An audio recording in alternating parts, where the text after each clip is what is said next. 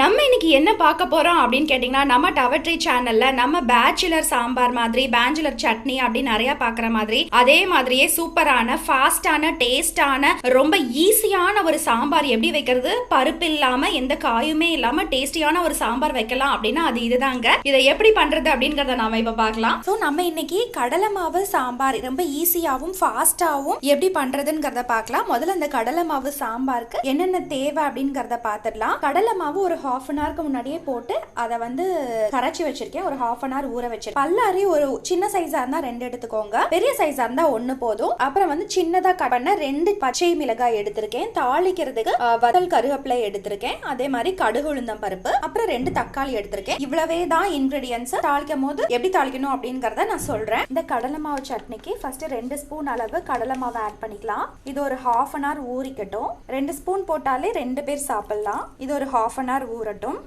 Pan வச்சுக்கலாம். Pan heat ஆனதும் கொஞ்சம் ஆயில் சேர்த்துக்கலாம்.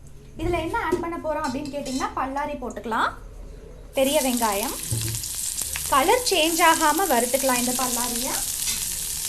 இப்போ இந்த கரைச்சி வச்சிருக்க கடலை மாவுல சுவைக்கேற்ப உப்பு போட்டிருக்கேன். அப்புறம் கொஞ்சமா மஞ்சள் தூள் சேர்த்து நல்லா மிக்ஸ் பண்ணி விட்டுக்கோங்க, கலருக்காக. ஆன்டிபயாட்டிக் வேற. இப்போ இதுல இந்த பச்சை மிளகாய் சேர்த்துக்கலாம். காரத்துக்கு இந்த அளவு வதங்கினா போதும். இதுல கொஞ்சம் தக்காளி சேர்த்துக்கலாம். நான் நறுக்கி வச்ச 2 நாட்டு தக்காளியை சேர்த்து நல்லா மிக்ஸ் பண்ணிக்கலாம். இது நல்லா அந்த ரா ஸ்மெல் போற வரைக்கும் மிக்ஸ் பண்ணிக்கோங்க. இப்போ இந்த ரா ஸ்மெல்லாம் போயிடுச்சு. இதுல நம்ம மிக்ஸ் பண்ணி வச்சிருக்க கடலை மாவு சேர்த்துருவோம். கொஞ்சம் தண்ணி ஆட் பண்ணிக்கலாம். இதுல ஒரு கிளாஸ் அளவு தண்ணி சேர்த்துக்கலாம். இது நல்லா கொதிச்சு வரட்டும். இப்பவே நல்ல கலர் வந்துருச்சு அழகா.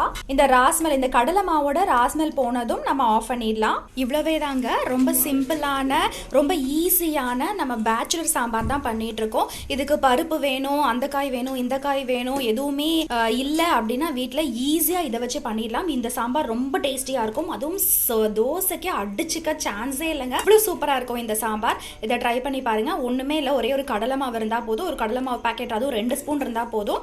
தாராளமாக 3 பேர் சாப்பிடலாம் இந்த சாம்பாரை. அவ்வளோ டேஸ்டியாக இருக்கும். நம்ம வெறுமனே வெங்காயம் போடுறோம், தக்காளி போடுறோம், பச்சை மிளகாய் போடுறோம், அவ்வளவே தான். அப்புறம் கடுகு கருவேப்பிலை போட்டு தாளிக்க போகிறோம். இந்த ராஸ்மெல் போனதும் நம்ம ஆஃப் பண்ணிடலாம் இதை. அவ்வளோதான், சாம்பார் ரெடி ஆயிடுச்சு. சாம்பாருக்கு நம்ம தாளிக்க போகிறோம். தாளிக்கிறதுக்கு ஒரு பேன் வச்சிருக்கேன். இதில் கொஞ்சமாக ஆயில் விட்டுக்கலாம். ஆயில் ஹீட் ஆயிடுச்சு. இதில் கடுகு உளுந்தம் பருப்பு, வத்தல், கொஞ்சோண்டு பெருங்காய பொடி, அப்புறம் கருவேப்பிலை தாளிச்சு அவ்வளோதான், ஆஃப் பண்ணியாச்சு. சூப்பரான சாம்பார் ரெடி ஆயிடுச்சு. ரொம்ப நம்மளோட சேனலோட ஸ்பெஷாலிட்டி என்ன அப்படின்னு கேட்டிங்கன்னா, 2 மினிட்ஸில் ரொம்ப ஃபாஸ்ட்டாகவும் டேஸ்ட்டாகவும் எப்படி பண்ணுறது அப்படிங்கிறதா சொல்லிட்டு இருக்கோம். அது மாதிரி ஒரு விஷயம் தான் இன்றைக்கி இந்த சாம்பார். எதுவுமே இல்லைனாலும் கடலை மாவு வச்சு ரொம்ப டேஸ்டியான சாம்பார் பண்ணலாம்.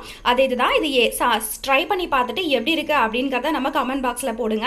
இதே மாதிரி இன்னொரு சூப்பரான ஃபாஸ்ட்டான 2 மினிட்ஸ் சமையல் நம்ம பேச்சுலருக்காகவும் ஒர்க்கிங் உமனுக்காகவும் குவிக் சமையல் என்னங்கிறத இன்னொரு ரெசிபியோட உங்களை நான் மீட் பண்ணுறேன். Bye.